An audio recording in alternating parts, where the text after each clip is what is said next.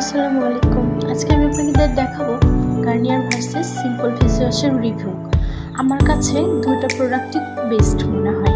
Garnier প্রায় আমি 3 বছর ধরে ইউজ করছি। এটা আমার কাছে অনেক ভালো লেগেছে, বাট আমার প্রবলেম একটাই, আমি কোনো প্রোডাক্ট বেশি দিন ইউজ করতে পারি না, কারণ আমার স্কিনে যায় না। তো আমি সিম্পল ফেস ওয়াশটা প্রায় 3 থেকে 4 মাস হলো ইউজ করছি, যার আমার একটা ফেস ওয়াশ প্রায় টোটালি শেষ। আমি নতুন এটা আনাইছি, যার দাম নিচ্ছি মাত্র 450 টাকা।